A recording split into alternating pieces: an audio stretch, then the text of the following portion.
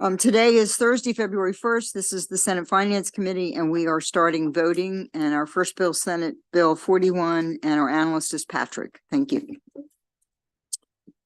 Senate Bill 41 updates provisions of the Maryland Consumer Credit Reporting Act that specify the types of information that may be included in a consumer credit report so that they align with the Federal Fair Credit Reporting Act.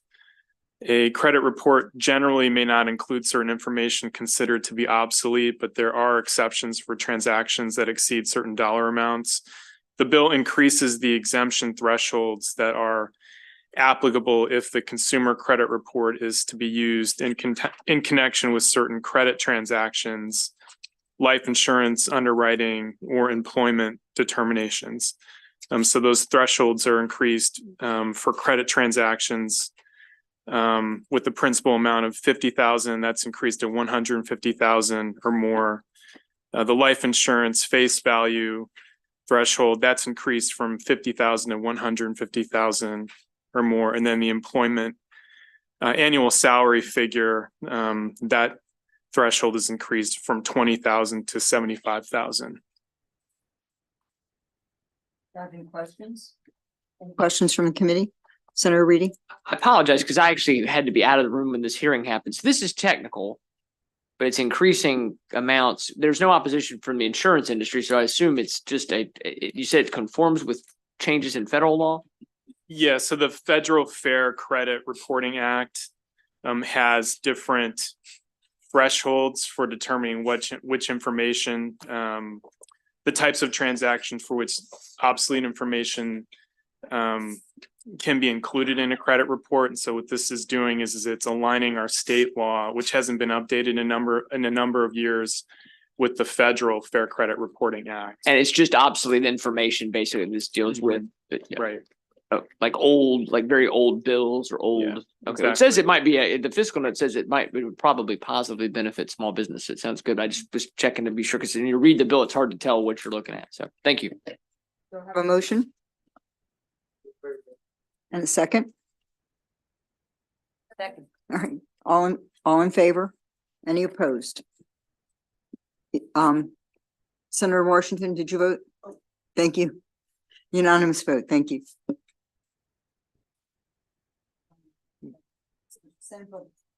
Senate Bill 219. Senate Bill 219. This is a departmental bill that extends the termination date of the Senior Prescription Drug Assistance Program by 6 years through December 31st, 2030, excuse me. Are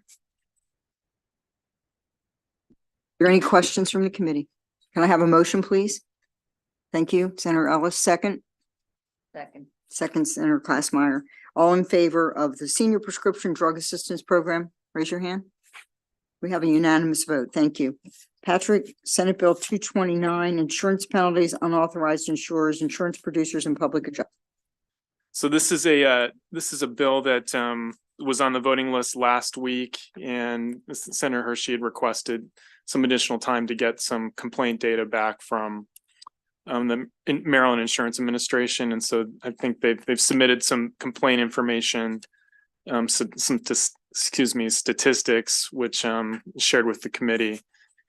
This is the departmental bill that increases the maximum civil penalties that the insurance commissioner can impose on an insurance producer or public adjuster for violations of insurance law from $500 to $5,000 per violation. And it also increases the maximum civil penalty that can be imposed on an unlicensed person engaged in the business of insurance in the state in violation of state licensing requirements. And that maximum penalty is increased from $50,000 to $125,000 per violation. Any questions? Do I have a motion? And a second. All in favor of Senate Bill 229? Any opposed? Senator Washington? Yeah, okay, thank you. Unanimous vote. APR where they yell at each other for an hour and they do a roll call and everything. The late vote could be useful later. He can catch up. Senate Bill 231, Patrick, insurance protections after loss or damage to property. This is an insurance administration departmental bill, and this establishes limitations on solicitation by public adjusters and other consumer protections. What the bill does is it prohibits solicitation between the hours of 8 p.m. and 8 a.m.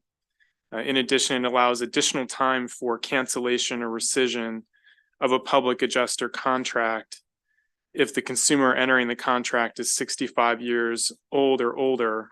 So that time period would be extended to 7 days instead of 3. And then the bill also broadens an existing protection against a fraudulent insurance act by contractors offering home repairs for damages to a private residence.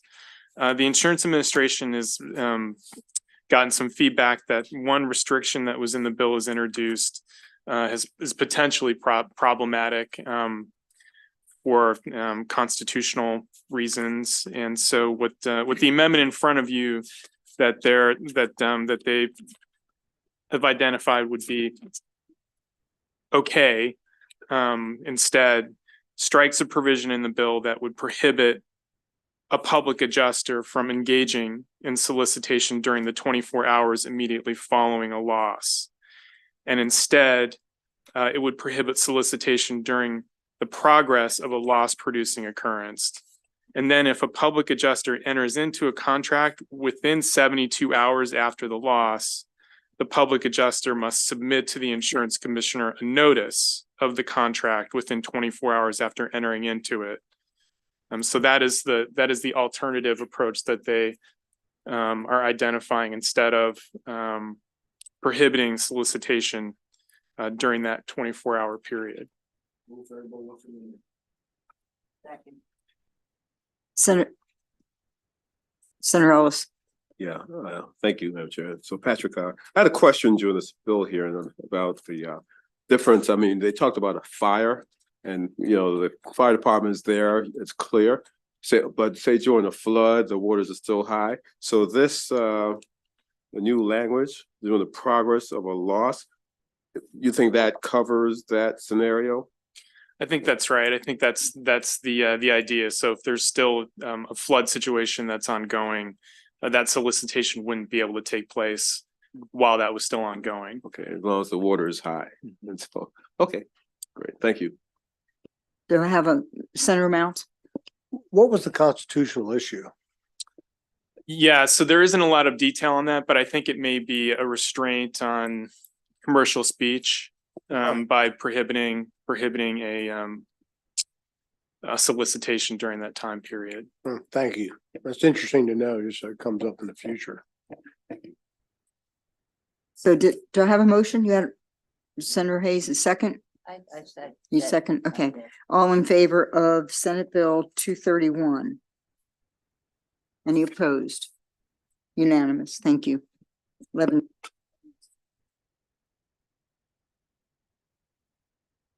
Yes. Next bill on the list is Senate Bill 151, which establishes a work group on health and wellness in Prince George's County. There's a reprint before you that adds the director of the Prince George's County Department of Parks and Recreation or the director's designee to the work group. There was a request from the sponsor. There is no state fiscal impact and there was no opposition. And the bill passed the Senate last year, didn't it? Or passed the committee? That is what the senator referenced in the hearing. Do I have a motion? Favorable. I see the House delegation support. Is there a Senate delegation support? How does that work in the Senate? So the bill is not sponsored by the Senate delegation. It's from the senator. But this morning I did receive from the sponsor a letter from the Office of the County Executive supporting the bill. Okay. I thought traditionally if it's a county specific bill, we needed a delegation letter to support it. Maybe it is different in Prince George's. Can you speak to it, Lonzo? Yeah, thank you. Thank you. Yes, I agree with the Senator Hayes that there's typically a letter of support that comes with anything that impacts Prince George's County. I understand we moved this bill last year, but I had the same question about whether or not we took a vote on this bill, and I don't think we did. but So I don't, but I, am I hearing you'd like to hold the bill? Do we get a letter of support? And, can you handle that for us, Senator? Thank you. I'm sure we will. Next bill on the list is Senate Bill 222. And this is a departmental bill that does five things that I'll enumerate. So first, the bill authorizes applicants seeking licensure as an environmental health specialist to complete an approved apprenticeship in addition to the option under current law to complete an environmental health specialist in training program. Two, the bill clarifies that a specialist in training or an apprentice are exempt from the licensure requirement. Three, the bill authorizes the Board of Environmental Health Specialists to approve an examination provider for the licensure examination. Four, it clarifies what represents a quorum for the board. And then finally, the bill requires the board to adopt regulations related to apprenticeships. There are no amendments, there's no fiscal impact, and no opposition at the hearing. Thank you. Motion and a second. All in favor of Senate Bill 222? Any opposed? Senator Hershey, you okay? All right, unanimous vote. Thank you. Next bill is Senate Bill 241, a departmental bill that extends the termination date for the State Board of Examiners of Psychologists by 3 years. There are no amendments, no fiscal impact. All in favor of Senate Bill 241? Any opposition? Thank you. And unanimous 11-0. And then finally, Senate Bill 242 is a departmental bill that extends the termination date for the State Board of Social Work Examiners by 3 years. No amendments, no fiscal impact, no opposition at the committee hearing. Senator Reedy. Yeah, thank you. I've got some information from people who are concerned about some of the things. I asked a question at the hearing and I didn't want to grill the lady that was here. But I do want to know if I could hold this for a week and see if I can get some information to try to deal with some of the, maybe some delays. So You absolutely can request a hold. that's Thank what I'm requesting. Thank you. Thank you. And then we have one withdrawal. Senator Ellis has requested withdrawal of Senate Bill 62. So Nathan. The Senator Ellis is requesting to withdraw Senate Bill 62, Health Occupations Licensed Direct Entry Midwives Previous Cesarean Section. A motion unfavorable would be appropriate. All in favor of the unfavorable? Yes, all in favor of the unfavorable. Second was thank you. Thank you. Unanimous. Thank you.